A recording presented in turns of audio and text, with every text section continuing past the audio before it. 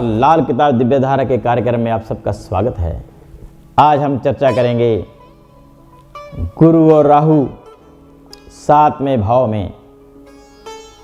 जब गुरु और राहु 7वें भाव में खाना नंबर 7 में होगा तो कहा गया है पिता या ससुर में से एक ही अच्छा रहे, यानी कि दोनों में से किसी की सेहत खराब होने का डर होता है।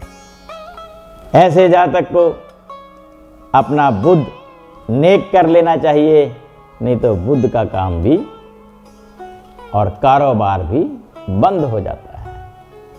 ऐसा जातक ज़्यादा पूजा पाठ घर में ना करे, बल्कि किसी बाहर के धर्म स्थान में जाकर पूजा पाठ करे, तो फिर ऐसे जातक को धन की कमी नहीं होगी, औलाद की भी कमी नहीं होगी, और पिता या ससुर में से भी दोनों में से किसी को कोई सेहत की खराबी नहीं होगी। ऐसे जातक को चाहिए कि ऐसे जातक पर कभी ना कभी मुसीबतें आ जाया करती हैं, और अपने घर में एक अचूक सा उपाय बता रहा हूँ खाना नंबर 7 का, कि ऐसा जातक पहले तो अपने गले में माला मत पहने, ये परहेज है।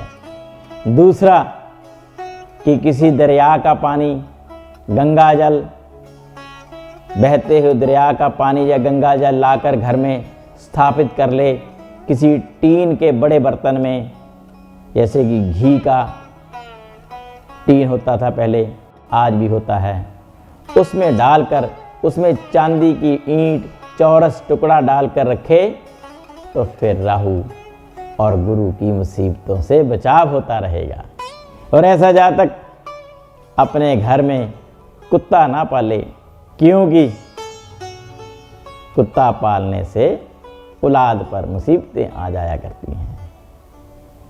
इस तरह से अपने घर में हमेशा ही पानी दरिया का या गंगा जल का स्थापित हमेशा रहेगा, नहीं तो ऐसे जातक को सरकारी अड़चने, किसी तरह के झूठे इल्ज़ाम या सच्चे इल्ज़ाम लग जाया करते हैं। उससे बचाव के लिए सरकार की पकड़ से बचा रहेगा, क्योंकि कई बार किसी का झगड़ा हुआ तो आप वहाँ से गुजर गए तो आप पर इल्ज़ाम आ गया कि आप भी साथ में ही थे। पुलिस का भय रहता है, कोर्ट कचहरी से बचाव रहेगा इस तरह का उपाय करने से। और एक और सरल उपाय बता रहा हूँ, सूखे नारियल जो खड़कते हैं, ऐसा जातक अपने जीवन में हर साल जन्मदिन के बाद जल प्रवाह करता रहे, तो उससे भी उसका बचाव होता रहेगा।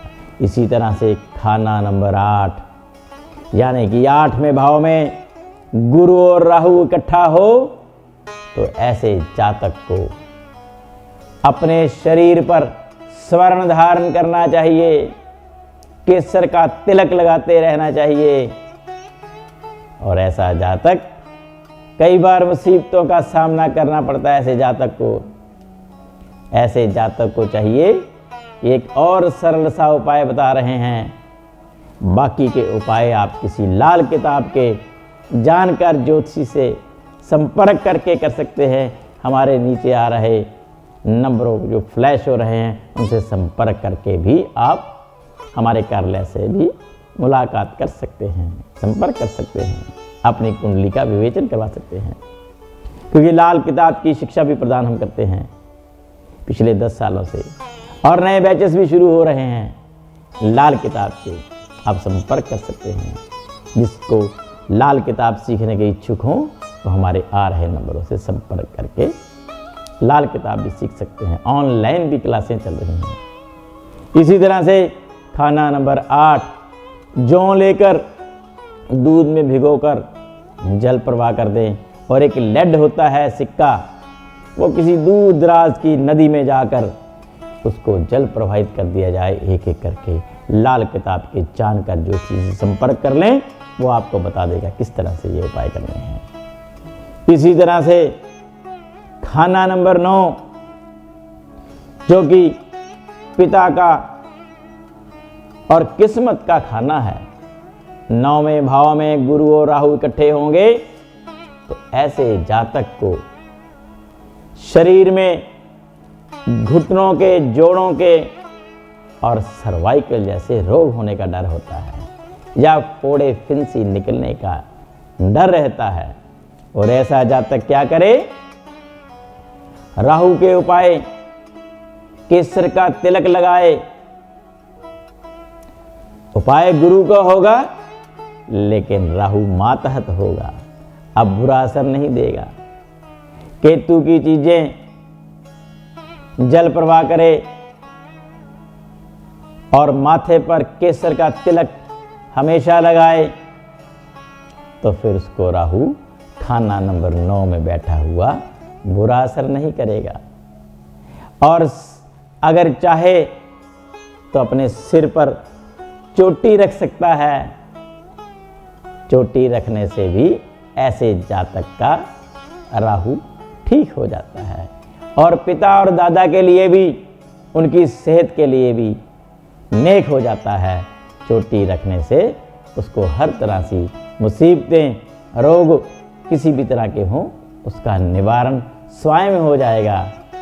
इसी तरह से ये लाल किताब ये कहती है कि इसके उपाय सरल और अचूक हैं। ऐसा व्यक्ति जो खाना नंबर 9 वाला, ऐसे व्यक्ति के पिता को सांस की रोग, हार्ट के रोग हो सकते हैं। तो आप हमेशा ही अपने सर पर चोटी रखें और तिलक केसर का लगाता रहे, तो फिर आपको किसी भी तरह की मुसीबतों का सामना नहीं करना पड़ेगा। बाकी आप अपनी कुंडली किसी लाल किताब पे जानकर से उसी से संपर्क करके दिखाकर उससे पूछ सकते हैं। और इसलिए अपनी वाणी को विराम देता हूँ। कल सुबह इसी समय इसी चैनल पर दोबारा मुलाकात होगी। तब तक के लिए नमस्कार।